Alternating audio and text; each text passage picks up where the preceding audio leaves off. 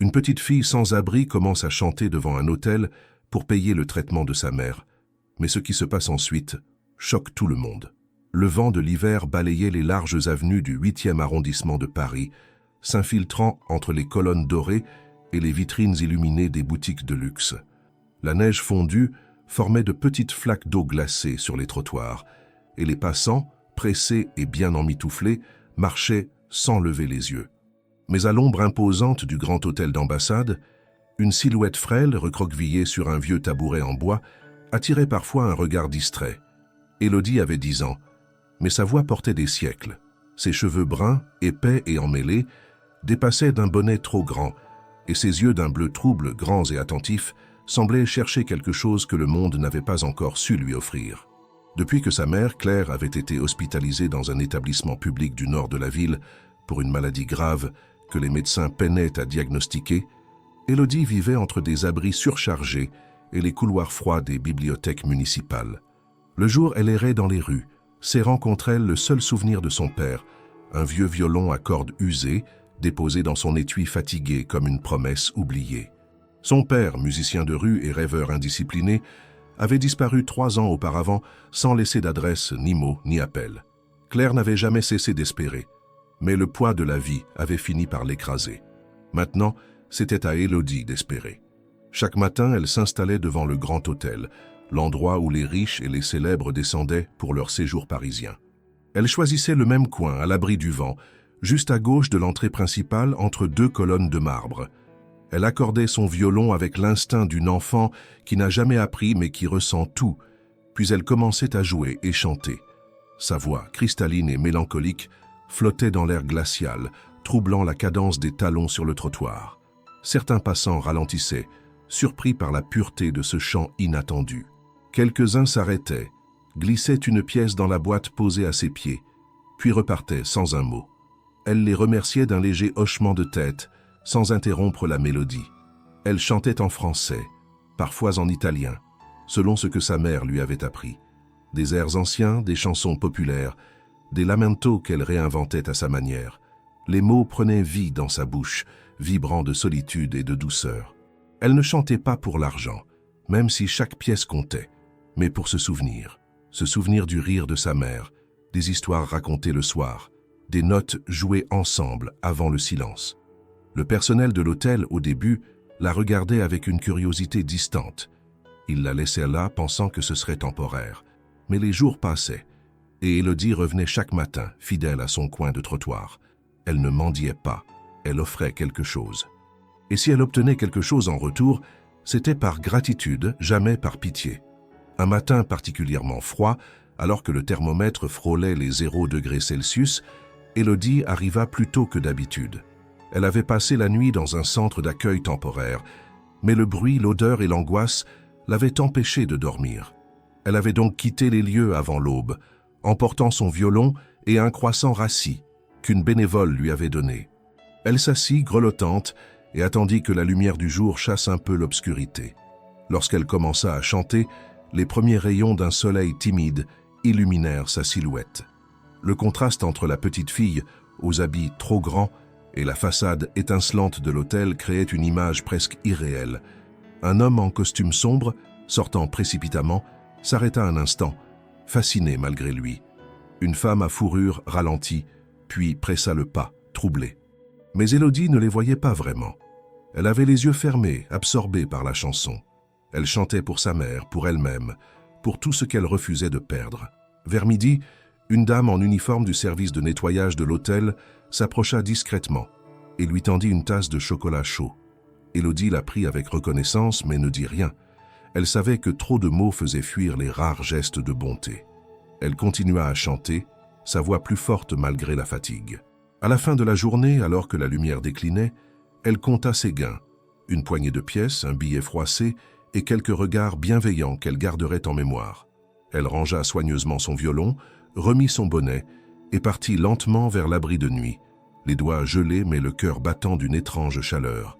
C'était un jour comme un autre, et pourtant, sans qu'elle le sache encore, le monde autour d'elle commençait à changer. Dans l'un des salons feutrés du grand hôtel d'ambassade, à l'abri des courants d'air et des cris de la ville, Marc Delvaux observait. Il ne regardait pas le feu dans la cheminée, ni les œuvres d'art suspendues aux murs tapissés de velours. Non, ses yeux étaient tournés vers l'extérieur, derrière la grande baie vitrée qui donnait sur l'entrée principale. Il tenait une tasse de café fumant, mais ne buvait pas. Depuis 3 jours, il avait remarqué la fillette.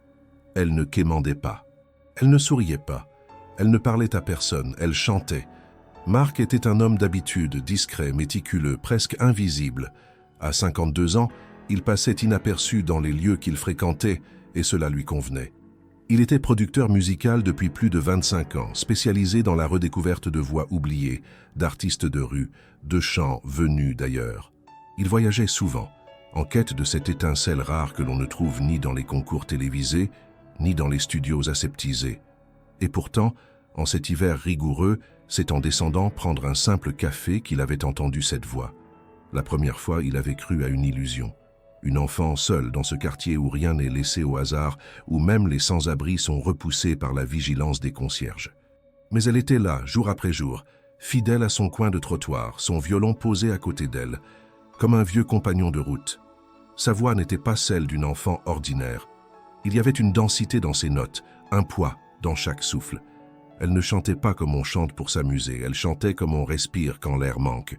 Ce matin-là, Marc avait décidé de l'écouter vraiment. Il s'était installé dans le salon principal, face à la vitre, et avait demandé à ne pas être dérangé. Il resta là, immobile, alors que les clients de l'hôtel passaient autour de lui, absorbés par leurs portables, leurs réunions, leurs soucis d'adultes. La voix d'Élodie transperçait la vitre malgré l'agitation. Il percevait la justesse de ses notes, la maîtrise instinctive de ses modulations. Elle n'avait manifestement jamais appris la musique, du moins pas dans une école. C'était brut, organique, poignant. À mesure qu'il écoutait, des souvenirs enfouis refaisaient en surface. Une jeune chanteuse de rue à Naples, rencontrée 10 ans plus tôt, morte d'une pneumonie sans jamais avoir enregistré un seul morceau. Un vieil homme à Lisbonne qui chantait le fado avec une telle douleur que Marc en avait pleuré. Il avait toujours pensé que la vraie musique naissait là, dans les failles de l'existence. Et cet enfant en était la preuve vivante. Lorsque la voix s'arrêta, il eut un moment d'hésitation. Devait-il sortir, lui parler? Il n'était pas doué pour les contacts humains, surtout avec les enfants. Il se contenta de l'observer lorsqu'elle rangeait son violon. Chaque geste était mesuré, presque solennel. Il nota aussi l'état de ses vêtements, trop grands, usés, mais propres. Elle faisait attention à son apparence malgré tout, un signe qui, pour lui, valait beaucoup. Elle avait une dignité rare. Il se leva enfin, déposa quelques billets sur la table et sortit. Le froid le saisit immédiatement. Il sentit l'air coupant sur ses joues, mais son esprit restait absorbé par la voix. Élodie était déjà loin, marchant lentement vers une direction inconnue. Il hésita à la suivre puis renonça. Pas encore. Il devait d'abord en savoir plus. Il retourna à la réception de l'hôtel, demanda au chef de la sécurité s'ils avaient remarqué quelque chose. L'homme haussa les épaules, dit qu'elle ne posait pas de problème, qu'elle ne gênait personne. Une gamine discrète, voilà tout. Marc passa la soirée à réécouter en mémoire les fragments de mélodies qu'il avait entendus. Il essayait de reconstituer les enchaînements d'accords, les inflexions, les silences. Il ouvrit son ordinateur portable et commença à noter ce qu'il avait perçu. Il voulait capter cette essence, ne pas la laisser se dissoudre dans le tumulte des jours. Il ne savait pas encore ce qu'il ferait, ni comment. Mais il savait une chose, cette voix méritait d'être entendue au-delà du trottoir. Le lendemain matin, il se leva plus tôt que d'habitude. Il descendit avec un carnet dans la poche, un enregistreur discret, et s'installa dans un café en face de l'hôtel. Il espérait qu'elle viendrait, comme chaque jour. Et elle vint, silencieuse, déterminée, les joues rougies par le froid.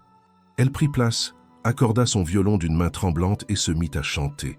Marc enclencha discrètement l'enregistrement. Il ne voulait pas voler, il voulait garder une trace, comme on capture un moment fragile. Pendant 1 heure, il ne bougea pas. Autour de lui, la ville s'éveillait, bruyante, indifférente. Mais pour lui, il n'y avait qu'elle. À la fin, il coupa l'enregistrement, le cœur battant. Il savait déjà que ce qu'il avait entendu n'était pas un hasard. Cet enfant avait quelque chose de profondément rare. Et cette rareté, il voulait la protéger, la guider, peut-être même l'élever au rang qu'elle méritait. Pas pour la gloire, pour l'authenticité. Mais il savait aussi que tout cela devait se faire avec une extrême précaution. Les enfants comme elle étaient fragiles. Le moindre faux pas pouvait briser leur confiance, effacer l'éclat qu'ils portaient. Il rentra à l'hôtel, monta dans sa chambre et écouta à nouveau l'enregistrement. La voix était là, intacte, pure, bouleversante. Il ferma les yeux, se laissant submerger par l'émotion. Il n'avait pas encore de plan, mais il savait que sa vie venait de changer. La journée était plus douce que les précédentes, même si l'air demeurait mordant. Les rues de Paris s'animaient sous un ciel pâle, délavé par l'hiver, et les passants semblaient avancer plus lentement, comme si la ville retenait son souffle. Élodie s'installa comme à son habitude, près des colonnes du grand hôtel d'ambassade. Le même tabouret, la même boîte ouverte, le même silence avant que sa voix ne s'élève. Mais aujourd'hui, quelque chose flottait dans l'air, quelque chose qu'elle ne parvenait pas à nommer. Elle ressentait une présence. Marc, de son côté, observait depuis l'autre côté de la rue. Il avait hésité toute la nuit, le cerveau en ébullition, incapable de trouver le sommeil. Chaque fois qu'il fermait les yeux, il entendait la voix d'Élodie, ses inflexions subtiles, la tension fragile de ses silences. Il avait écouté l'enregistrement des dizaines de fois, tentant d'en extraire chaque nuance, chaque soupir caché.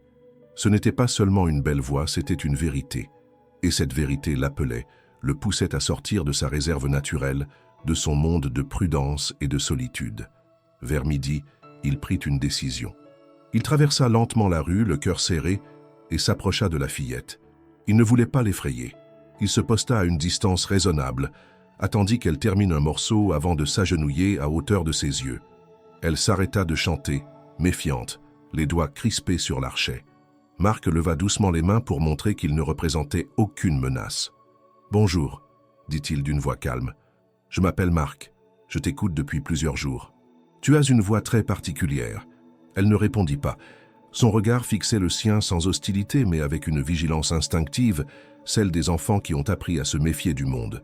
« Je ne veux rien te prendre », ajouta-t-il. « J'aimerais seulement parler avec toi, si tu veux bien. » Élodie le détailla du manteau élégant mais sobre jusqu'au carnet dépassant de sa poche. Il ne ressemblait pas aux hommes qui traînaient parfois près des abris. Il ne criait pas, ne sentait pas l'alcool, ne la fixait pas avec cette avidité gênante. Il paraissait sincère, presque maladroit. « Pourquoi ?» demanda-t-elle enfin d'une voix presque inaudible. « Parce que je pense que ce que tu fais est très beau et que tu pourrais aller encore plus loin. » Plus loin où? La question n'était pas ironique. Elle était sincère, venue d'un esprit qui ne voyait pas ce qu'il pouvait y avoir d'autre que le trottoir, l'hôtel, l'abri et le retour au même point le lendemain. Marc sentit une douleur sourde lui traverser la poitrine. Il prit une inspiration et répondit avec douceur « Plus loin dans la musique, plus loin dans ce que tu ressens quand tu chantes. Ce n'est pas seulement pour toi. Ce que tu fais touche les autres. Tu as ce don et il faut le protéger. » Elle fronça les sourcils. Le mot « protéger » résonnait en elle avec une complexité difficile à expliquer. Les services sociaux disaient vouloir protéger. Les abris disaient protéger. Et pourtant, elle avait froid. Elle avait faim. Elle était seule. Elle ne croyait plus à cette promesse. « Et tu veux quoi en échange ?» Marc fut pris de court. Il n'attendait pas cette lucidité tranchante. Il sourit malgré lui, non pas par condescendance, mais par respect. Elle comprenait bien plus que son âge ne laissait supposer. « Rien, dit-il.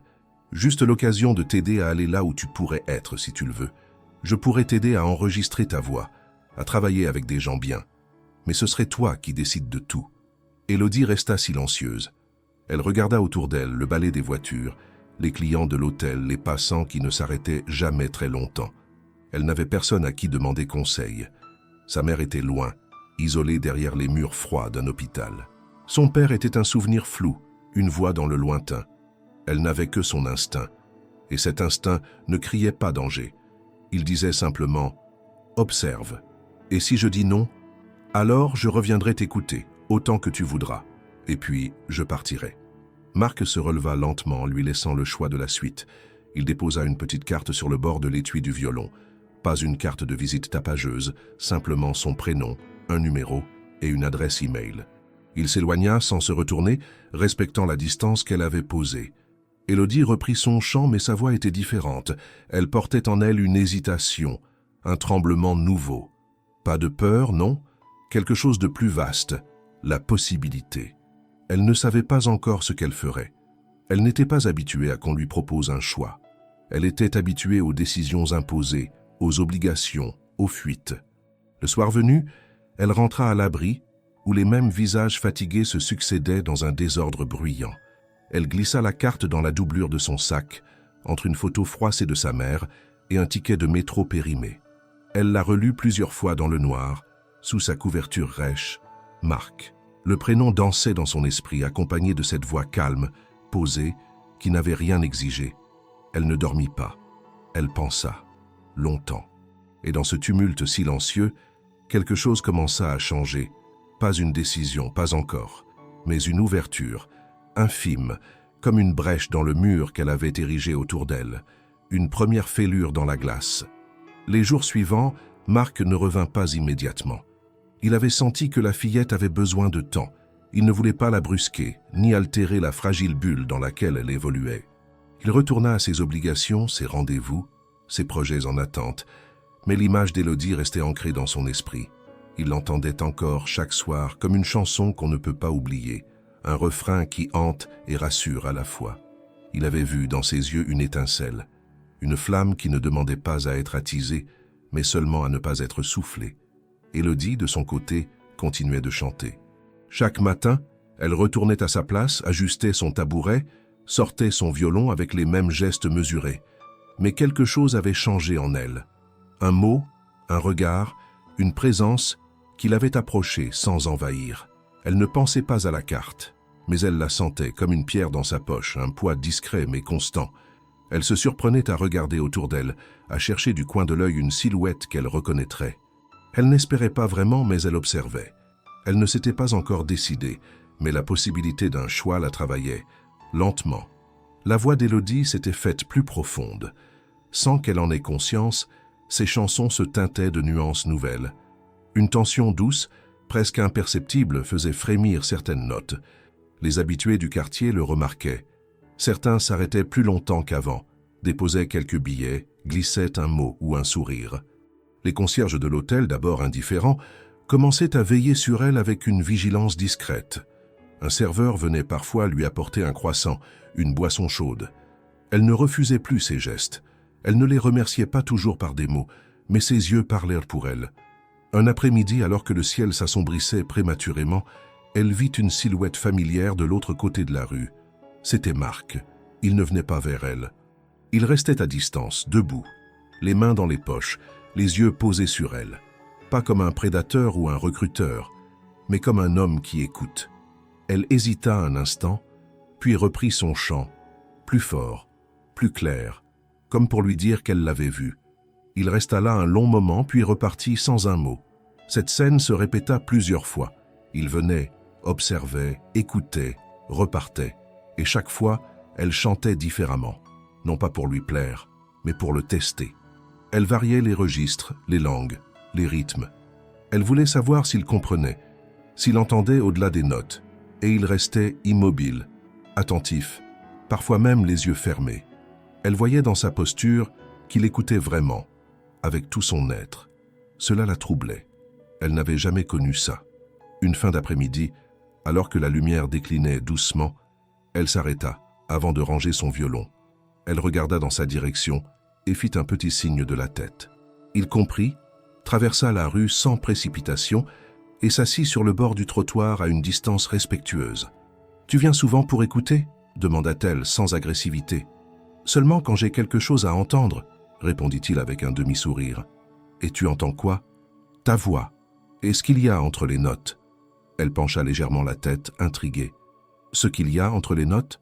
Oui, les silences, les respirations, les failles. C'est là que la vérité se cache. » Élodie ne dit rien. Elle comprenait sans vraiment comprendre. Mais elle sentait qu'il ne parlait pas pour l'impressionner, ni pour se donner un rôle. Il disait ce qu'il pensait, simplement. « J'ai enregistré ce que tu as chanté l'autre jour. Pour moi, pas pour le vendre ni le montrer. J'ai juste eu peur d'oublier.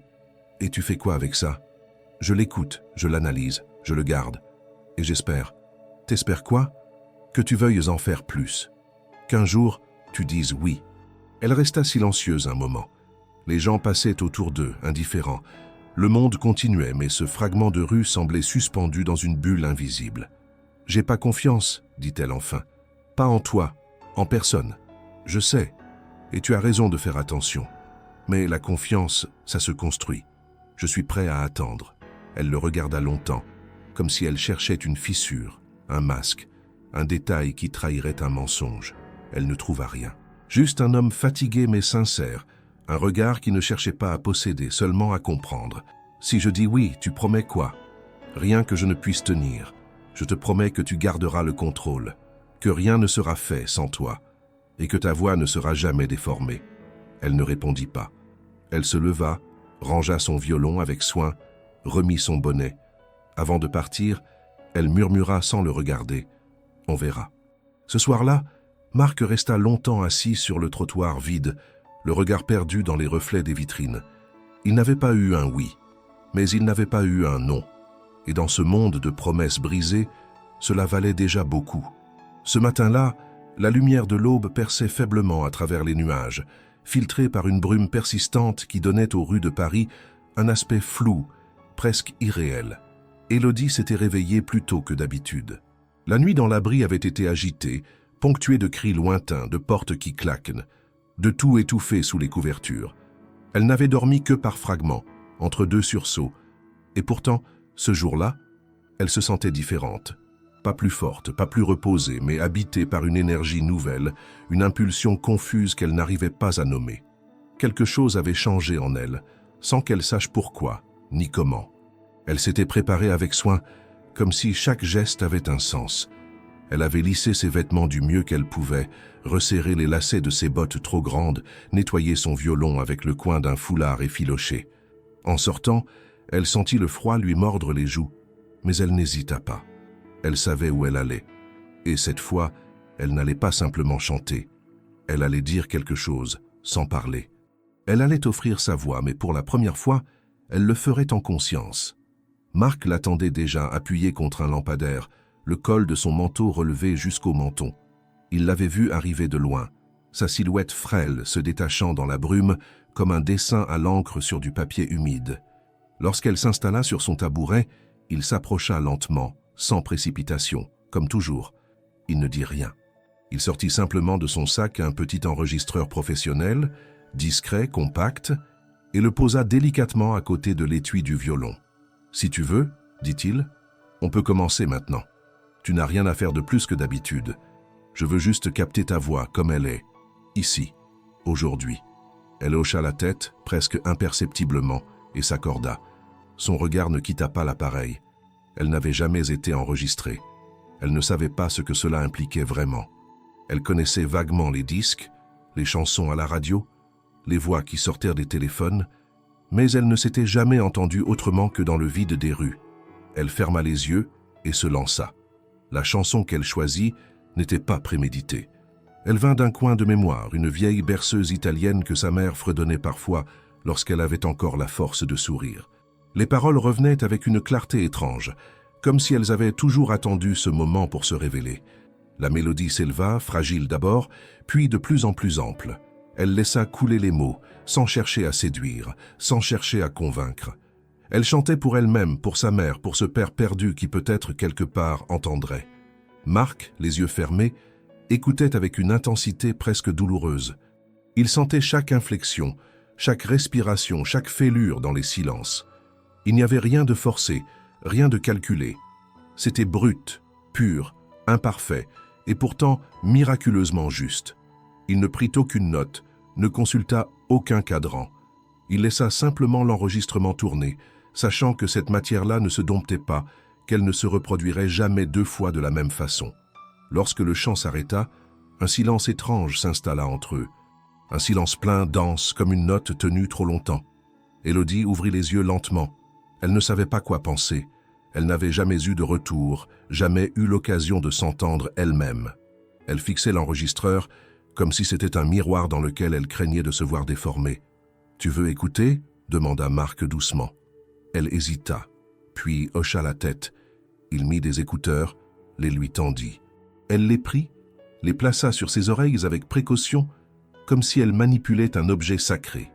Il appuya sur « lecture ». Les premières secondes la figèrent. Elle ne reconnut pas sa propre voix. Elle avait l'impression d'écouter une autre fille, une autre vie. Puis, peu à peu, elle comprit. C'était bien elle, mais autrement. Sa voix flottait, enveloppée d'un écho naturel, d'une clarté qu'elle n'avait jamais perçue. Elle entendait ses hésitations, ses élans, ses tremblements. Et soudain, elle pleura. Pas de sanglots, des larmes silencieuses qui coulaient lentement le long de ses joues sales. Marc ne dit rien. Il attendit. Lorsqu'elle ôta les écouteurs, elle resta immobile un long moment, les yeux dans le vague. « C'est vraiment moi ?» demanda-t-elle. « Oui. Toi, aujourd'hui, ici ?» Elle inspira profondément, comme si elle venait de sortir d'une eau trop froide. Elle ne savait pas si elle devait être fière, honteuse, heureuse ou effrayée. Elle se sentait nue, exposée, mais aussi, d'une certaine manière, reconnue. « Et maintenant ?» dit-elle, la voix encore rauque. « Maintenant, on garde ça en lieu sûr. Et si tu veux, on continue. On construit quelque chose, un espace à toi, où ta voix pourra exister sans dépendre du trottoir. Je dois réfléchir. Bien sûr, c'est toi qui décides. » Elle reprit son violon, le rangea, serra la boîte contre elle. Avant de partir, elle ajouta, presque pour elle-même, « C'est étrange. J'ai l'impression d'avoir existé pour la première fois. » Marc ne répondit pas. Il savait qu'aucune phrase, aucune promesse ne valait autant que ce qu'elle venait de dire. Il regarda Élodie s'éloigner dans la brume, sa silhouette fragile portant, pour la première fois peut-être, un peu du poids du monde autrement. Pas comme un fardeau, mais comme une preuve qu'elle y avait sa place. Le ciel était bas ce jour-là, épais comme une couverture de plomb suspendue au-dessus de la ville. Une pluie fine tombait sans interruption, effaçant les contours des immeubles, diluant les passants dans un gris uniforme. Élodie n'avait pas chanté. Elle avait pris une autre direction dès l'aube, le cœur tendu par une inquiétude qu'aucune chanson ne pouvait apaiser. Elle avait pris le métro avec les quelques tickets qu'on lui avait donnés la semaine précédente, en direction du nord de la ville. Ce matin, elle allait voir sa mère. Le centre hospitalier où Claire était soignée n'avait rien de chaleureux. C'était un bâtiment massif, aux façades ternies par le temps, à l'intérieur glacial malgré les radiateurs. On y parlait bas, on y marchait lentement, comme si tout y pesait plus lourd. Élodie connaissait bien le chemin. Elle descendait toujours à la même station, empruntait les mêmes couloirs, franchissait les mêmes portes automatiques. Personne ne lui posait de questions. Le personnel avait fini par s'habituer à sa présence discrète, à ses visites brèves, silencieuses, mais régulières. Claire se trouvait dans une chambre au 4e étage, près d'une fenêtre qui donnait sur un pan de mur aveugle. Allongée sur un lit étroit, entourée de machines qui émettaient des sons réguliers, elle semblait absente. Son visage était plus pâle qu'avant, ses joues creuses, ses lèvres gercées. Mais ses yeux s'ouvraient encore lorsqu'Élodie entrait, et malgré la fatigue, un léger sourire venait parfois se poser sur ses traits. Ce jour-là, Élodie s'approcha sans un mot, tira une chaise près du lit et sortit de son sac un petit lecteur audio que Marc lui avait confié, la veille de cette visite. Il y avait enregistré la chanson. Il lui avait dit simplement « Peut-être que ta mère aimerait l'entendre ». Elle n'avait pas promis de le faire, mais elle avait emporté l'objet, comme on emporte un talisman. Elle posa les écouteurs sur les oreilles de sa mère avec délicatesse. Claire cligna des yeux, surprise d'abord, puis peu à peu, ses traits se détendirent. Élodie lança la lecture. La voix s'éleva, douce, vacillante, mais présente.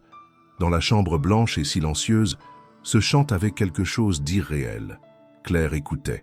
Ses yeux restaient ouverts, fixés sur un point au plafond, mais une larme roula lentement sur sa tempe. Quand la chanson se termina, Élodie retira les écouteurs sans rien dire. Sa mère tourna lentement la tête vers elle, cherchant son regard. Sa voix était faible, mais distincte. « C'était toi ?» Élodie acquiesça. Un simple signe de tête. Claire tenta un sourire. « Tu es magnifique. » Ces mots, si simples, brisèrent une digue. Élodie sentit les larmes monter, mais elle les retint. Elle serra la main de sa mère, longtemps, comme pour imprimer ce moment dans sa mémoire. Elle savait que Claire ne parlait presque plus. Elle savait que la maladie progressait, lentement mais inéluctablement. Elle savait que le temps qu'il leur restait était compté, fragmenté, précieux. Elles restèrent ainsi un long moment, sans mots, juste les mains entrelacées, dans le bruissement des machines. Quand la visite prit fin, Élodie remit doucement les écouteurs dans sa poche, se leva et regarda sa mère une dernière fois avant de sortir. Elle ne dit pas au revoir. Elle ne le faisait jamais. C'était une superstition, une barrière contre l'inacceptable. Dehors, la pluie avait cessé. Le ciel restait gris mais plus léger. Elle marcha lentement, sans se presser, les poches pleines de pensées. Dans sa tête, elle rejouait la scène, la voix dans les écouteurs, le regard clair, la larme silencieuse. Pour la première fois depuis longtemps, elle avait eu l'impression de donner quelque chose à sa mère. Pas une aide pratique, pas une couverture, pas une parole de réconfort, mais un fragment d'elle-même, intact, transmis sans filtre. Elle rejoignit plus tard le quartier du Grand Hôtel, sans son violon. Elle ne chanterait pas ce jour-là. Elle voulait simplement s'asseoir, sentir l'air, regarder les gens passer. Marc la retrouva là, assise contre la même colonne, les genoux repliés sous son menton. « Elle a écouté ?» demanda-t-il. Elle hocha la tête. Elle a pleuré. Oui, une larme, une seule. Mais elle a dit que c'était moi et que j'étais magnifique. Marc s'assit près d'elle sans rien dire. Il ne posa pas de questions. Il comprenait que certains silences étaient plus riches que tous les dialogues. Il lui tendit un petit sachet avec 2 sandwichs. Elle en prit un, mangea lentement sans cesser de fixer l'horizon. « Tu veux continuer ?» demanda-t-il après un long moment. Elle ne répondit pas tout de suite. Elle semblait peser le poids de chaque mot, de chaque choix. « Je veux comprendre. Comment ça marche? Ce que ça implique, ce que je dois faire et ce que je garde pour moi. D'accord, on fait ça à ton rythme, je t'expliquerai tout. » Elle le regarda, droite, sérieuse. « Je veux pas que ça devienne un piège. » « Ce sera jamais un piège, Élodie. Tu construis ton propre espace. Moi, je ne suis là que pour t'aider à le bâtir. Rien de plus. » Elle acquiesça, puis tourna à nouveau les yeux vers la rue. Les voitures passaient, les gens allaient et venaient, pressés, bavards, inconscients. Elle était immobile, calme, au centre d'un monde en mouvement. Et dans ce calme, une certitude nouvelle grandissait, lente mais solide. Elle n'était plus seulement une voix dans la rue. Elle devenait quelque chose d'autre, quelque chose qui, peut-être, ne dépendait plus seulement du trottoir, ni même de la pitié des passants. Le bâtiment se trouvait à l'écart du centre, dissimulé derrière une rangée d'immeubles discrets, dans une petite rue où l'on n'entendait que le bruit diffus des voitures au loin. De l'extérieur, rien ne laissait deviner qu'il abritait un studio d'enregistrement. Une simple porte grise, sans enseigne, sans publicité, avec une sonnette presque invisible. C'était là que Marc avait choisi de l'emmener. Non pas pour l'impressionner, ni pour en faire un événement grandiose, mais parce qu'il savait que la discrétion était ce dont Élodie avait le plus besoin. Il voulait qu'elle entre dans ce monde à sa manière, sans brutalité, sans précipitation. Ils étaient partis tôt le matin. Le trajet s'était fait en silence. Élodie regardait par la fenêtre du taxi, ses doigts crispés autour de la sangle de son étui. Elle ne savait pas exactement ce qui l'attendait. Marc lui avait expliqué en termes simples. Il s'agissait d'un enregistrement d'essai, rien de définitif, juste une exploration. Elle n'était pas obligée de chanter si elle ne le voulait pas. Elle pouvait juste visiter, observer, écouter. Rien ne serait forcé. Lorsqu'ils arrivèrent, Marc frappa 2 fois, et un homme à la carrure imposante, au visage doux et aux cheveux poivre et sel, vint leur ouvrir. Il s'appelait Léo, ingénieur du son depuis plus de 30 ans. C'était un ami de longue date de Marc, un homme de confiance, discret, passionné. Il salua Élodie d'un simple signe de tête, sans commentaire. Elle lui répondit de la même manière. Ils traversèrent un couloir tapissé de mousse acoustique et entrèrent dans une pièce étonnamment chaleureuse. Le sol était en bois clair, les murs décorés de tapisseries épaisses et une grande baie vitrée donnait sur une cabine insonorisée. Au centre de la salle de contrôle, un vaste pupitre accueillait des boutons, des curseurs, des écrans lumineux. Des guitares reposaient sur des supports et un piano droit trônait dans un coin. Marc fit le tour avec elle, expliquant calmement l'utilité de chaque élément. Il ne cherchait pas à la submerger d'informations, mais à lui faire sentir qu'elle avait le droit d'être là, qu'elle appartenait à cet espace. Léo les laissait faire, ajustant silencieusement les réglages sur la console. Après un moment, Élodie posa son étui sur une chaise, l'ouvrit lentement et sortit son violon. Elle ne disait toujours rien, mais ses gestes étaient plus assurés que d'habitude. Elle inspecta la cabine, entra, ferma la porte derrière elle. À travers la vitre, Marc la vit ajuster le micro, replacer une mèche de cheveux derrière son oreille. Il sentit une étrange émotion lui monter à la gorge. Elle n'avait pas dit qu'elle chanterait, mais elle était là, debout dans ce cube de verre, prête. Léo activa les micros, ajusta les niveaux. Marc leva les yeux vers elle, fit un léger signe de tête. Elle inspira profondément.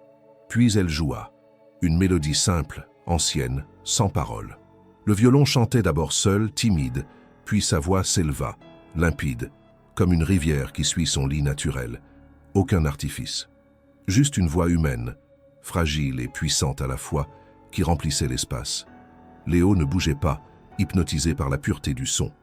Marc, lui, laissait les larmes monter sans les retenir. Ce n'était pas seulement la beauté du chant, c'était le chemin parcouru. Cet enfant, qui quelques semaines auparavant n'était qu'une silhouette anonyme sur un trottoir, se tenait maintenant dans un studio, sa voix captée avec une précision infinie. Et pourtant, elle n'avait rien perdu de sa vérité.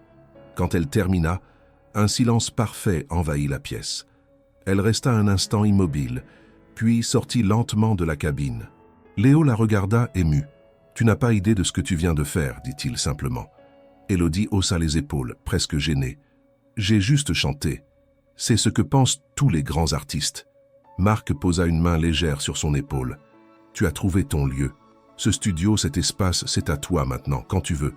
Ce que tu viens d'offrir, personne ne peut te l'enlever. » Elle s'assit, prit une bouteille d'eau qu'on lui tendait et but à petites gorgées. Son regard restait fixé sur la vitre. Elle se voyait encore dedans, micro devant elle, son reflet fusionné avec celui du violon. Elle n'avait pas tout compris de ce qui venait de se passer, mais elle sentait que quelque chose avait basculé. « Je veux écouter, » dit-elle soudain. Léo enclencha la lecture. Sa voix jaillit des enceintes, claire, vibrante, entière. Elle écouta sans bouger, sans scier.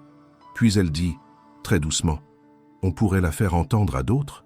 Marc la fixa, surpris par cette question qu'il n'attendait pas si tôt. « Oui, mais seulement si tu es prête. Pas maintenant, mais un jour. Je veux qu'elle existe, qu'elle serve. Elle servira, elle touchera, et elle vivra. » Ils restèrent là encore longtemps, à réécouter, à parler, à rêver à mi-voix. Ce n'était que le début, mais c'était un début solide, enraciné dans une volonté claire. Élodie n'était plus seulement une fille avec une voix, elle devenait une voix avec une direction. Une voix qui lentement s'affirmait, se déployait, et s'apprêtait à franchir les murs du studio pour rencontrer le monde.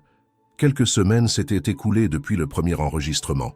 L'hiver persistait dans les rues de Paris, mais Élodie semblait désormais marcher avec une chaleur discrète en elle, une lumière ténue mais constante. Elle continuait de chanter parfois devant le grand hôtel, non plus par nécessité mais par attachement, comme si cet endroit était devenu une extension d'elle-même, un lieu d'ancrage. Cependant, les matins devenaient plus rares, car d'autres espaces s'étaient ouverts, d'autres voix s'étaient approchées, et le monde lentement commençait à répondre à la sienne. Marc avait été d'une prudence extrême. Il n'avait contacté personne dans l'industrie sans son consentement. Chaque nom, chaque appel, chaque intention était partagée avec Élodie, expliquée avec soin, posée sur la table comme une pièce que l'on examine ensemble. Il savait que le moindre faux pas pouvait tout faire s'effondrer. Il avait vu tant de jeunes talents brûlés par l'excitation des adultes, broyés par l'impatience ou la convoitise. Élodie, elle, avançait au rythme de sa propre musique. Et c'était ce rythme qu'il s'efforçait de suivre. Le studio était devenu un lieu régulier. Elle y venait 2 fois par semaine, parfois plus. Léo avait appris à la connaître sans l'envahir. Il parlait peu, mais quand il le faisait, c'était toujours avec justesse. Il lui montrait les subtilités du mixage, lui faisait écouter ses propres prises, lui expliquait comment modeler sa voix sans la trahir. Elle apprenait vite avec une concentration presque sauvage. Ce n'était pas l'école, c'était autre chose. Une transmission intime, directe, organique. Un jour, Marc lui proposa de rencontrer une autre voix. Pas une chanteuse professionnelle, mais une ancienne enfant des rues qu'il avait aidée plusieurs années auparavant. Elle s'appelait Yasmina. Elle était aujourd'hui adulte, mère d'un petit garçon, et travaillait comme éducatrice dans une maison de jeunes artistes. Elle n'avait jamais connu le succès commercial, mais elle avait trouvé une forme de paix dans la création et la transmission. Élodie accepta. Elles se retrouvèrent dans un café discret, près du canal Saint-Martin. Yasmina avait une voix douce, posée, un regard franc. Elle ne posa pas de questions directes, ne chercha pas à raconter sa propre histoire. Elle écouta d'abord. Élodie parlait peu, mais chaque phrase portait un poids précis. Et quand Yasmina lui demanda ce que cela lui faisait de s'entendre enregistrer, Élodie répondit simplement « C'est comme découvrir que je suis réelle ». Yasmina acquiesça. Elle comprenait. Elle lui raconta alors comment, pour elle aussi, chanter avait été un moyen de ne pas disparaître. Non pas pour devenir célèbre, mais pour ne pas se dissoudre dans le silence des autres. Élodie écoutait, attentive. Elle comprenait qu'il existait un réseau invisible de survivantes, de voix éparpillées, qui avaient appris à exister en dehors des regards bienveillants, souvent en dépit d'eux. Après cette rencontre, quelque chose s'ouvrit davantage. Marc sentit qu'il pouvait faire un pas de plus. Il proposa à Élodie de participer à une petite session privée, dans un théâtre fermé au public, où quelques amis artistes, producteurs, musiciens pourraient l'écouter. Ce ne serait pas un concert, ni un test, juste une écoute, une chambre d'écho. Élodie mit du temps à répondre. Elle ne craignait pas de chanter, elle craignait d'être vue. Mais après plusieurs jours, elle accepta, à condition que personne ne l'applaudisse. Elle ne voulait pas de réaction immédiate, pas de verdict, pas de regard extatique ou ému, juste des oreilles. La soirée fut organisée dans un ancien théâtre rénové, avec une acoustique parfaite et une lumière douce. Il y avait là une quinzaine de personnes, toutes triées sur le volet. Pas de journalistes, pas d'appareil photo, pas de micro ouvert. Seulement des sièges, du silence et une jeune fille qui s'avança, seule, au centre de la scène nue, son violon à la main. Elle ne se présenta pas. Elle ne raconta rien. Elle chanta. Ce qu'elle offrit ce soir-là n'était pas une performance. C'était une confession, un souffle, une présence. Elle alterna des chants sans mots, des mélodies brisées, des fragments de textes anciens, parfois improvisés. Sa voix ne cherchait pas à séduire. Elle ouvrait comme une blessure ouverte, mais digne. À la fin, elle quitta la scène sans attendre. Aucune main ne battit. Tous avaient compris. Plus tard, en coulisses, Marc la retrouva. Elle était assise seule, buvant de l'eau, les épaules relâchées. « Tu veux savoir ce qu'ils ont dit ?» demanda-t-il. « Non, je veux savoir ce qu'ils ont ressenti. » Ils ont été bouleversés, silencieux, comme s'ils avaient vu quelque chose qu'ils n'osaient pas nommer. « Alors c'est bon. » Elle remit son manteau, prit son violon. Elle ne souriait pas, mais son regard brillait d'une paix nouvelle. Ce soir-là, le cercle s'était élargi. Elle avait laissé entrer d'autres voix dans la sienne, pas pour se diluer, mais pour résonner ensemble. La musique n'était plus seulement une échappatoire, c'était un territoire, et elle en devenait peu à peu la cartographe. L'aube s'était levée sur Paris d'une manière presque irréelle. L'air encore empreint de la brume résiduelle de la nuit portait une promesse nouvelle, celle d'une journée différente, d'un horizon élargi. Depuis la soirée au théâtre, où sa voix avait trouvé un écho profond, Élodie avait changé. Elle ne portait pas un manteau plus chaud, elle ne parlait pas davantage, mais elle avait grandi, discrètement, sans bruit. Ce matin-là, elle se leva avec une sensation neuve, plus d'un simple besoin de chanter, mais d'un désir de comprendre ce que sa voix pouvait devenir, et cette compréhension lui donnait un goût d'infini. Elle commença sa journée comme toujours, en silence dans les rues encore calmes. Mais son chemin ne la mena pas vers le grand hôtel. Elle se dirigea vers le studio où elle avait rendez-vous avec Marc et Léo. Chemin faisant, elle sentit une légère tension dans son estomac, une vibration qu'elle n'avait pas encore ressentie depuis longtemps. Ce n'était pas le trac, c'était autre chose. Peut-être la conscience d'une main qu'elle était sur le point de saisir. Elle arrivait au studio, déposa son étui, entra, salua les deux hommes d'un signe de tête. Aucun mot, aucune emphase, un simple mouvement de tête qui signifiait « Je suis prête à écouter ». Léo lui montra une série de fichiers enregistrés depuis la session précédente. Des prises, des fragments, des silences. Il avait nommé chaque fichier comme on nomme des paysages à découvrir. Au bord de la rivière, oublié, espoir fragile, murmure. Il lui expliqua que l'idée aujourd'hui n'était pas de chanter, mais de choisir. Choisir parmi ces paysages, celui ou ceux qui l'appelèrent le plus. Elle comprit immédiatement que c'était la première décision artistique qu'on lui demandait. Pas seulement chanter, mais choisir ce qui méritait d'être traversé, ce qui devait survivre dans le monde. Elle écouta attentivement chaque morceau, dans l'ordre. Elle ressentit sa voix dans l'espace, sans se voir. Elle passa la première prise, au bord de la rivière. L'écho était beau, mais elle n'y reconnaissait pas son imperfection. Elle s'arrêta à oublier. Là, un frisson lui parcourut le corps. Elle entendit sa respiration, un souffle qui précédait la note, le vide avant le son. Ce vide lui parla. Elle sentit une résonance, un lieu qu'elle savait intime et profond. Elle dit simplement « C'est celui-là ». Léo hocha la tête. Marc esquissa un sourire. Ce morceau serait le premier pas hors de l'ombre. Pas un single tape à l'œil, une pièce authentique, franche, sans effet, une note sur laquelle on pourrait construire un chemin. Elle demanda qu'il reste intact, que personne ne le touche, que les silences, les hésitations, les respirations restent présentes, qu'on ne gomme pas la trace humaine. On lui promit que c'était possible, que même dans la musique contemporaine, il existe des espaces pour la vérité. Après avoir confirmé son choix, on lui demanda si elle voulait parler d'elle. Non, elle ne voulait pas. Elle voulait qu'on reconnaisse sa voix, pas son histoire. Elle répondit seulement que la musique pouvait dire à sa place. Elle voulait qu'on entende la voix, non la tragédie. Elle voulait qu'un auditeur écoute un son, pas un passé. Ils convinrent que le titre serait « Oublié ». Le nom lui sembla juste. Une fille que le monde a oubliée, une voix que personne n'avait écoutée. Et soudain, ce titre prit une dimension plus vaste. Oublié. Ce n'était pas uniquement elle, mais ceux qui autour d'eux étaient muets, invisibles. Une main tendue dans le silence, un nom murmuré dans le vide, une mémoire ravivée par une note. Ils enregistrèrent une autre prise, légèrement différente, pour explorer les variations. Puis ils partirent à la pause. Marc et Léo s'éloignèrent pour discuter, tandis qu'Élodie resta dans la cabine, près du micro, contemplant ses mains. Elle ne savait pas encore ce que cette chanson allait devenir, mais elle sentait que, quelque part, elle plantait une graine, qu'elle déroulait un fil, qu'elle laissait une trace. L'après-midi fut consacré à la préparation d'une petite sortie discrète. Pas un lancement, pas une campagne, une solution ciblée, envoyée oubliée à quelques radios locales, à quelques curateurs de playlists indépendantes, sans en faire un événement. Voir ce qui se passerait, tester la résonance. Apprendre les codes, les réactions, sans perdre son centre. Elle ne voulait pas être une artiste digitale produite en portrait numérique. Elle voulait être une voix humaine, une vibration dans l'espace réel, une présence sans être une marque. Le soir, elle rentra tard. Elle marcha dans les rues illuminées, silencieuses, presque méditatives. Chaque pas était une pensée, chaque lumière un point. Elle voulait se souvenir de ce moment.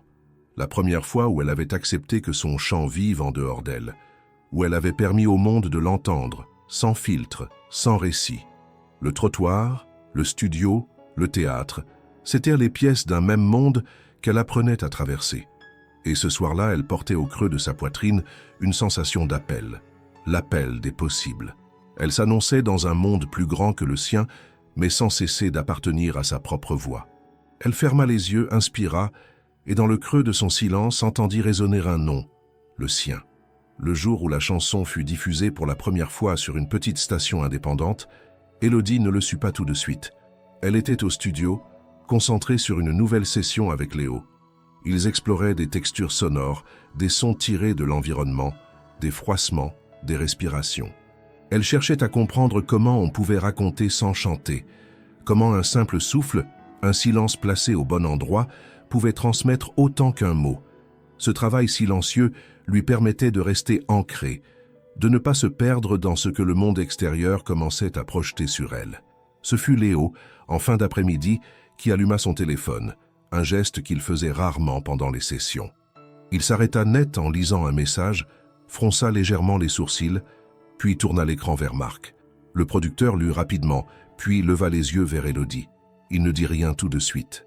Il s'approcha doucement, s'assit à côté d'elle et lui tendit l'écouteur gauche de ses propres écouteurs. « Écoute ». Elle mit l'écouteur sans savoir à quoi s'attendre. La voix sortit des ondes, claire, posée, sans effet. C'était oublié, diffusé dans son intégralité, introduite par un animateur au ton sobre. Il ne dit pas son nom de famille, il ne parla pas de son passé, il dit simplement « Voici une voix qu'on n'attendait pas, une présence qui surgit sans bruit. Elle s'appelle Élodie. Écoutez-la. » La chanson défila comme une respiration. Élodie resta immobile. Elle n'avait jamais imaginé qu'un jour, sa voix serait portée par les ondes, entendue dans des voitures, des cuisines, des chambres inconnues. Elle ressentit une sensation étrange, ni joie ni peur, mais une forme de vertige. Elle n'était plus seule. La voix était partie, elle existait ailleurs. D'autres l'écoutaient, et surtout, d'autres la ressentaient. Le téléphone de Marc vibra, puis celui de Léo, puis le sien prêté par Marc pour rester joignable.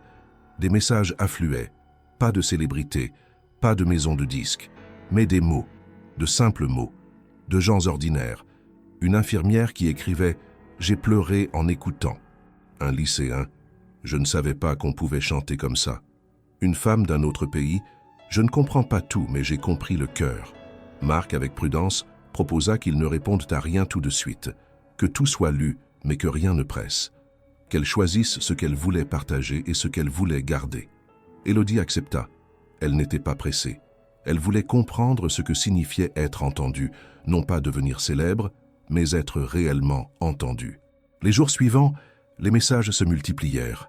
Le nom d'Élodie circulait sur quelques forums d'amateurs de musique, dans des playlists faites à la main, des blogs discrets, des partages confidentiels. Oubliée devenait une sorte de secret chuchoté entre initiés. Certains demandaient qui elle était, d'où elle venait. D'autres écrivaient simplement « Merci ». Une proposition arriva, un vidéaste indépendant touché par la chanson proposait de réaliser un clip minimaliste, sans décor, sans scénario. Juste elle, en noir et blanc, chantant dans un espace vide. Élodie hésita. Elle ne voulait pas être montrée comme une image. Elle ne voulait pas que son visage devienne un objet. Elle accepta à une condition, que la vidéo ne montre pas son visage entièrement. Qu'elle soit un souffle, une trace, pas une figure. Le clip fut tourné dans un ancien entrepôt reconverti en salle d'expérimentation artistique. Il ne dura que 3 minutes. Une caméra fixe, une silhouette, une lumière rasante, la chanson, rien d'autre. Lorsqu'il fut publié, il fut partagé modestement, mais avec intensité. Ceux qui le voyaient n'écrivaient pas de commentaires enflammés. Ils partageaient avec une phrase « Regardez, écoutez ». Marc surveillait tout avec vigilance. Il protégeait, il filtrait. Il ne voulait pas que le cercle devienne un piège. Il refusa des interviews, des apparitions. Il expliqua que la voix était plus importante que la biographie, que si un jour Élodie voulait parler, ce serait elle qui choisirait le moment et les mots. Léo, de son côté, continua de l'accompagner dans les explorations sonores. Ils créèrent ensemble une deuxième chanson, née d'une série de sons enregistrés dans la rue. Le cliquetis d'un métro, le battement de talons sur les pavés, une voix lointaine chantant un refrain oublié. Élodie y ajouta un chant presque chuchoté, le titre, « Entre les murs ». Elle voulait que ce soit la réponse à oublier, non pas un cri mais un passage. Cette deuxième œuvre circula moins que la première, mais elle toucha d'autres cercles, plus expérimentaux, plus attentifs. On commença à parler d'elle comme d'une artiste, non plus une enfant prodige mais une présence singulière, une entité vocale. Cela lui convenait.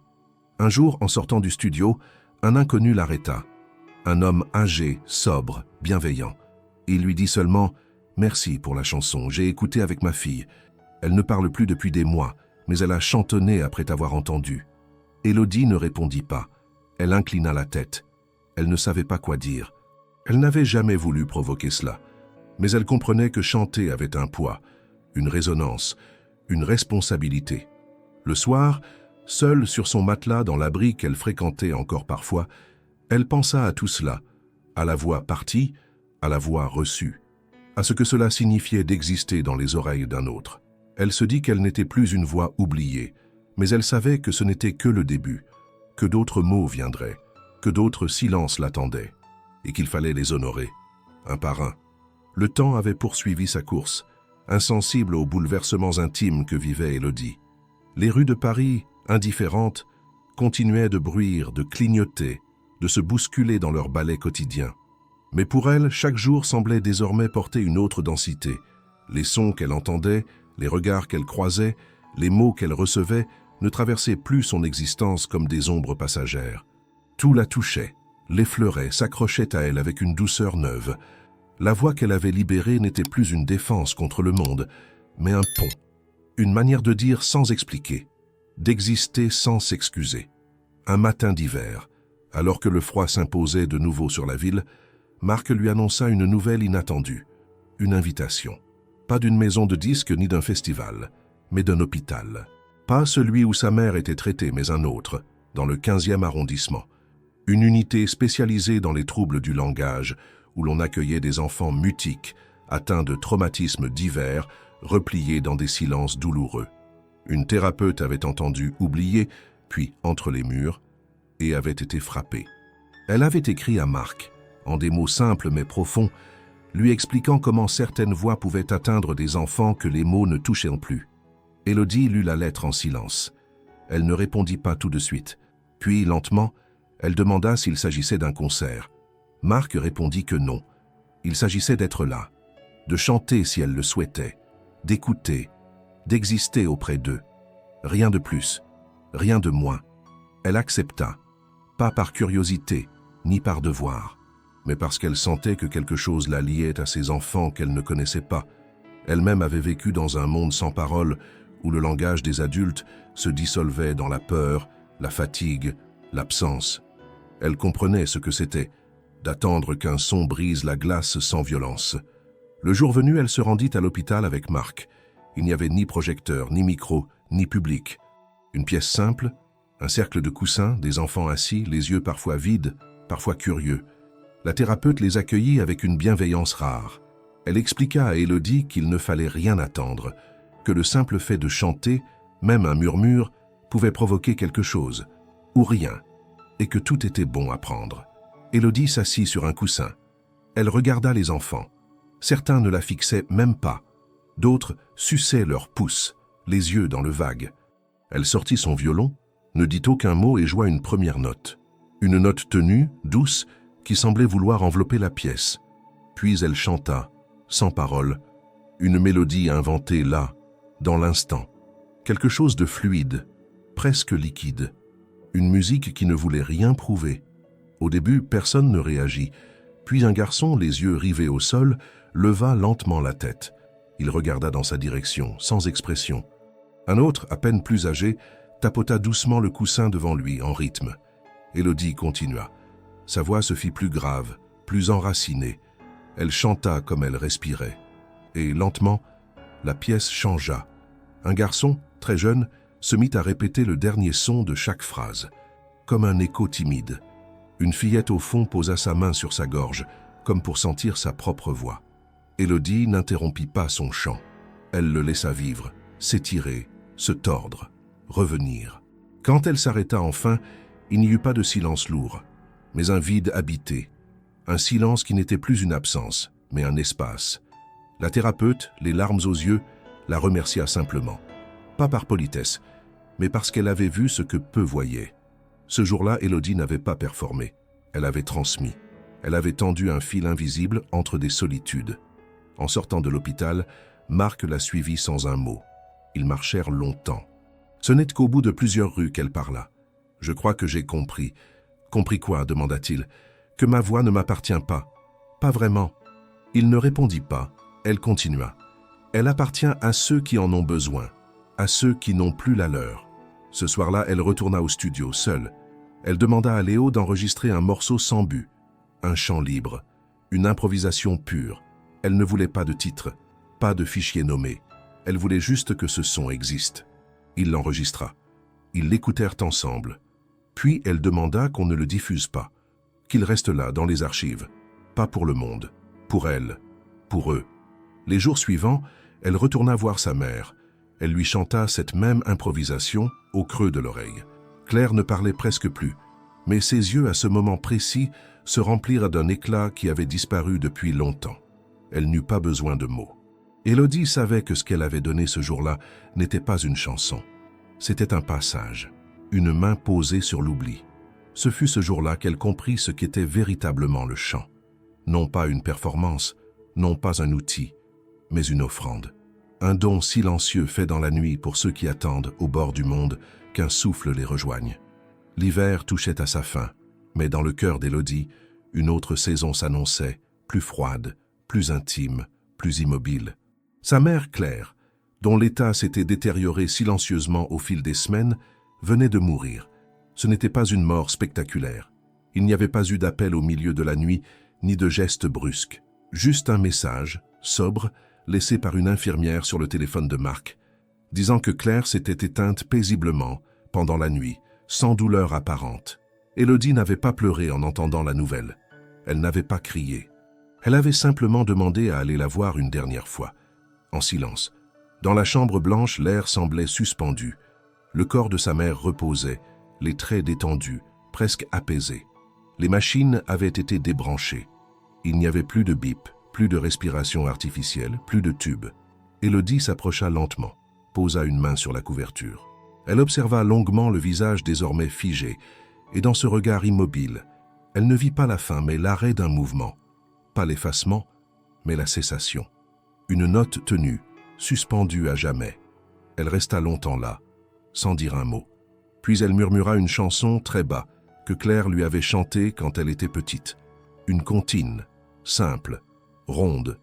Ce n'était pas pour apaiser les morts, mais pour se rappeler qu'ils avaient été vivants. Chaque mot tombait dans l'air avec la densité d'une pierre dans l'eau. Puis elle se tut. Elle quitta la chambre, descendit les escaliers seule, sortit dans le froid. Marc l'attendait devant l'entrée. Il n'essaya pas de parler. Il savait. Il l'avait vu changer depuis des mois. Et il comprenait que cette douleur-là n'appelait aucun mot. Ils rentrèrent sans échange. Plus tard, dans un petit appartement prêté par une amie de Marc, elle s'allongea sur un matelas et ferma les yeux. Elle dormit sans rêve. Au réveil, elle ne demanda rien. Elle ne mangea presque pas. Elle errait d'une pièce à l'autre, comme détachée de son corps. Et pourtant, il n'y avait pas de vide. Plutôt une densité nouvelle, quelque chose de lourd, mais pas paralysant. Le lendemain, elle retourna au studio. Léo la reçut comme toujours, sans cérémonie. Elle s'installa près du micro, posa son violon à ses pieds et demanda à enregistrer. Léo n'interrogea pas. Il alluma le système, ajusta les niveaux, lança l'enregistrement. Ce qui suivit ne fut pas une chanson, ni un texte, ni une mélodie. Élodie se contenta d'émettre des sons, pas des notes, pas des mots, des souffles, des plaintes, des frottements, une musique étrange, organique, comme si son corps cherchait à parler dans une langue inconnue. Elle ne pleurait pas, elle ne criait pas. Elle posait dans l'espace la texture de sa perte. Quand ce fut fini, elle ne demanda pas d'écouter. Elle dit simplement « Garde-le, appelle-le ». Présente. Ce mot l'habitait depuis le matin. Claire n'était plus là, mais elle n'était pas absente. Elle était partout, dans les notes, les silences, les gestes, dans chaque vibration, présente. Les jours suivants furent marqués par une lente réorganisation de son monde. Elle ne retourna pas tout de suite chanter dans la rue. Pas parce qu'elle en avait honte, mais parce qu'elle sentait qu'elle n'avait plus besoin d'être vue ainsi. Ce n'était plus le lieu. Elle allait marcher parfois longtemps dans des quartiers inconnus, observant les façades, les balcons, les rideaux tirés. Elle notait dans un carnet des phrases, des impressions, des images. Elle ne les chantait pas encore, elle les gardait. Marc, de son côté, continua de recevoir des propositions, certaines alléchantes, d'autres douteuses. Il filtrait tout. Il en parlait à Élodie seulement quand elle le demandait. Un jour, elle lui dit « Je veux sortir un dernier morceau, le dernier avant de disparaître un temps. Je veux qu'il parle d'elle, mais pas de la mort, de ce qui reste. » Ils travaillèrent alors sur « Présente ». Léo mit du temps à trouver le bon mix. Il ne voulait rien altérer. Il voulait que ce soit brut, mais habitable. Il ajouta à peine quelques nappes sonores, discrètes, presque inaudibles, comme une présence derrière la voix. Ils enregistrèrent une courte introduction. Élodie récitant un fragment de poème trouvé dans un livre abandonné à l'hôpital. Puis venait la pièce vocale, indomptée, étrange, humaine. Le morceau fut publié sur une plateforme discrète, sans annonce. Pas de communiqué, pas de photo, pas de texte. Juste ce mot, présente. Les réactions furent immédiates et silencieuses. Peu de partage, mais des messages directs. Des personnes racontant des pertes, des absences. Des gens qui n'avaient pas pu dire adieu. Des voix qui avaient trouvé un miroir. L'un d'eux écrivit simplement « Je ne pleure jamais. Aujourd'hui, j'ai pleuré en silence. » Élodie lut tout. Elle répondit à certains. À d'autres, elle laissa le silence. Elle comprenait que certains gestes n'appelaient pas de retour. Elle n'enregistra rien pendant plusieurs semaines. Elle relut ses carnets. Elle apprit à cuisiner quelques plats simples. Elle écrivit une lettre à sa mère qu'elle enterra au pied d'un arbre, dans un jardin public. Elle commença à regarder les gens dans les yeux. Elle se sentait vide, mais un vide plein, une absence pleine, comme un bol après avoir été vidé, prêt à recevoir. Le deuil ne l'avait pas brisé, il l'avait retourné. Elle ne voulait pas oublier, elle voulait porter sa mère, son histoire, sa voix, non pas comme un poids, mais comme une vibration. Et dans ce portage discret, elle sentait une chose naître, une voix nouvelle, qui viendrait, un jour, mais pas encore. Le silence, pour l'instant, était le seul lieu habitable. La neige était tombée dans la nuit, silencieuse et dense, recouvrant les toits et les trottoirs d'un manteau blanc uniforme. Le matin, Paris semblait figé dans une douceur inhabituelle. Le bruit des voitures étouffé, les pas prudents des passants, tout évoquait une ville en suspension. Dans cette lumière pâle, Élodie marchait seule, enveloppée dans un long manteau qu'elle n'avait jamais porté auparavant, un manteau qu'on lui avait offert quelques semaines plus tôt, mais qu'elle n'avait pas osé revêtir jusqu'à ce jour. Elle allait sans but précis, laissant ses pas la guider comme si la ville elle-même voulait l'emmener quelque part. Depuis la publication de Présente, elle n'avait plus chanté en public. Elle avait refusé toutes les propositions d'interview, les invitations, les sollicitations médiatiques. Pas par caprice, ni par peur, mais parce qu'elle savait que ce qu'elle avait à offrir n'était pas encore prêt. Il fallait respecter le rythme du deuil, le rythme du silence, le rythme de la renaissance. Elle passait ses journées à lire, à écrire, à marcher, à écouter. Elle écoutait les sons autour d'elle, comme on lit une partition invisible, le cri d'un enfant dans un escalier, le froissement d'un sac dans un marché, le silence entre deux conversations. Tout était musique, si l'on tendait l'oreille. Un après-midi, alors qu'elle observait la scène depuis un pont, elle sentit qu'un cycle s'achevait. Non pas une fin, mais une boucle, un retour. Elle pensa à sa mère, à son père disparu, au trottoir du grand hôtel, au violon posé sur ses genoux d'enfant. Elle pensa au silence partagé avec Marc, aux longues séances dans le studio de Léo, au visage d'inconnus bouleversés par ses chansons. Elle sentit que tout cela n'était pas derrière elle. C'était en elle. Elle ne transportait pas un passé, elle portait un souffle. Ce souffle, elle décida de le confier une dernière fois. Pas à un public, ni à un disque, ni à une scène, mais à la rue, là où tout avait commencé. Elle retourna, un matin, au même endroit. Elle installa son tabouret, plus par rituel que par nécessité. Elle posa l'étui ouvert, non pour recevoir mais pour ancrer. Elle accorda son violon, très lentement, laissant chaque corde vibrer comme une mémoire. Puis elle chanta. Ce n'était ni oublié, ni présente, ni aucune des improvisations anciennes. C'était une chanson nouvelle, sans nom, née dans la marche, dans le deuil, dans le silence. Une chanson sans mélodie définie, sans structure. Une respiration mise en note. Sa voix plus grave, plus posée, plus dense, s'élevait doucement, sans effort.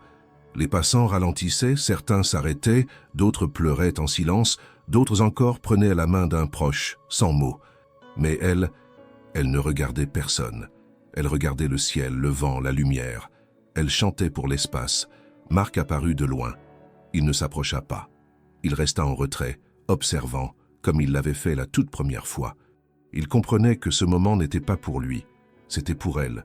Un acte de clôture ou d'ouverture, il ne savait pas encore. Il sourit, les yeux brillants. Il savait que tout allait continuer, même si rien ne serait plus pareil. Lorsque la chanson s'acheva, Élodie ne remercia pas. Elle ne salua pas. Elle rangea son violon, ferma l'étui et se leva. Elle quitta le trottoir comme on quitte un lieu aimé, sans précipitation, sans attachement, avec gratitude. Elle marcha dans les rues, sans but apparent, mais avec une direction intérieure claire. Elle ne savait pas encore où la voie l'amènerait. Elle savait seulement qu'elle ne l'abandonnerait plus. Quelques semaines plus tard, une rumeur circula dans certains cercles artistiques. Une voix inconnue avait été entendue dans un petit théâtre de Berlin, puis à Barcelone, puis dans une station de métro de Prague. Aucune vidéo, aucune preuve, juste des témoignages. Elle était là, elle a chanté, puis elle est partie. Certains disaient qu'elle avait pris un autre nom, d'autres qu'elle ne voulait plus être trouvée, d'autres encore qu'elle enregistrait dans des lieux secrets uniquement pour ceux qui en avaient besoin. Marc, lui, reçut une lettre, une enveloppe brune sans adresse de retour. À l'intérieur, un enregistrement. Une seule piste. Le fichier s'appelait Souffle perpétuel. La voix était là, plus nue que jamais, plus libre aussi. C'était Élodie. Mais c'était aussi toutes celles et ceux qu'elle avait portés. Les enfants de l'hôpital, sa mère, elle-même. C'était un chant qui ne disait rien, mais qui contenait tout. Marc écouta, seul, dans son salon, à la tombée du jour. Puis, il referma doucement l'ordinateur. Il ne diffusa pas le morceau. Il le garda pour lui, comme un secret, comme un cadeau.